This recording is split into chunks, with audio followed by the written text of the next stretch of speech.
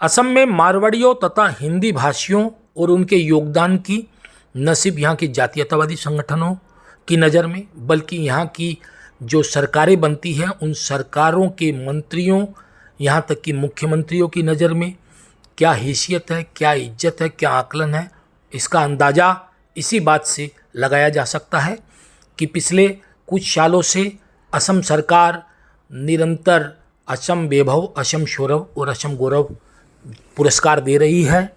इन पुरस्कारों में हाल ही में रतन टाटा को भी असम में विशेष योगदान के लिए सम्मानित किया गया था। उनको असम वैभव पुरस्कार दिया गया था जो कि सर्वोच्च सम्मान है।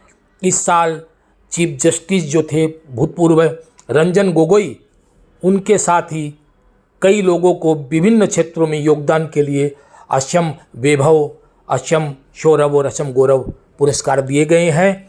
इन पुरस्कारों की श्रृंखला में आज तक एक भी मारवाड़ी या एक भी हिंदी भाषी का नाम नहीं आया है, जबकि पिछले 2-250 सालों की अपनी जो यात्रा है, इस यात्रा में यहाँ के आर्थिक, सांस्कृतिक, साहित्यिक विकास में इस समुदाय ने बहुत बड़ा योगदान दिया है।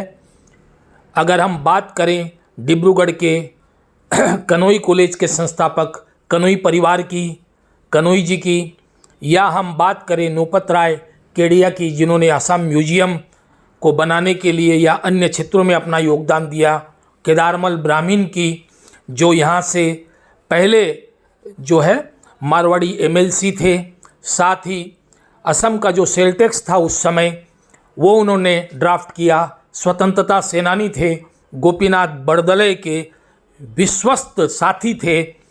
या फिर आगे के समय में अगर हम बात करें जीएल अग्रवाला रहे हैं जिन्होंने हिंदी पत्रकारिता की यहाँ शुरुआत की, बहुत मजबूत स्तंभ रहे, असमिया समाज और मारवाड़ी समाज के बीच समन्वय सेतु रहे।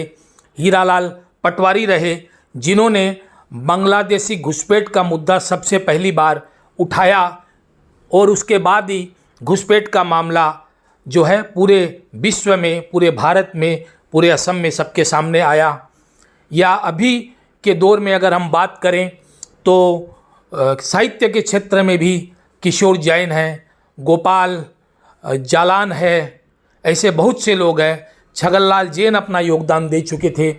मारवाड़ी युवा मंच के माध्यम से एक बहुत बड़ा आंदोलन खड़ा किया गया जो सेवा आंदोलन भी रहा, सुधार आंदोलन भी रहा, और उस सुधार आंदोलन में प्रमोद शराफ का नाम, अनिल जैना का नाम, अरुण बजाज का नाम, यह बहुत बड़े नाम हैं जिन्होंने इस आंदोलन को शुरू किया। या जिस समय इमरजेंसी का दौर था, फिर से जो है इमरजेंसी को हटाने के लिए आपातकाल का विरोध करते हुए वासुदेव गोस्वामी, भास्कर शर्मा, महावीर स्वामी से लेकर बहुत से लोगों ने जेल यात्रा की और आज़ादी का समर्थन किया और आपातकाल का विरोध किया। तो ये बहुत से नाम हैं जिन नामों की फहरिस्त और संख्या बहुत बड़ी है। अभी भी अगर आप देखें तो गुवाहाटी गौशाला के माध्यम से हो या अन्य माध्यम से हो, जयप्रकाश गोयनका अपना बहुत बड़ा योगदान दे रहे हैं। राम निरंजन गोयनका ने धार्मिक और साहित्यिक क्षेत्र में बहुत बड़ा योगदान दिया। रामायण से लेकर कई वैदिक ग्रंथों का अनुवाद उन्होंने असमिया में करवाया। वहीं महापुरुष शंकरदेव की कृतियों का अनुवाद उन्होंने हिंदी में करवाया। गीता प्रेस गोरखपुर से उसका प्रकाशन करवाया।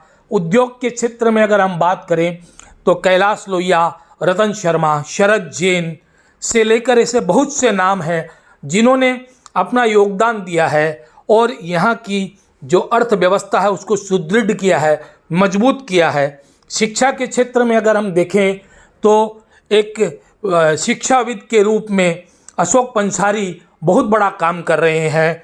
ऐसे बहुत से लोग हैं जो हिंदी भाषी तबके से, हिंदी भाषी समाज से आते हैं, मारवाड़ी समाज से आते हैं, जो निरंतर असम की सेवा कर रहे हैं, विभिन्न क्षेत्रों में अपना योगदान दे रहे हैं।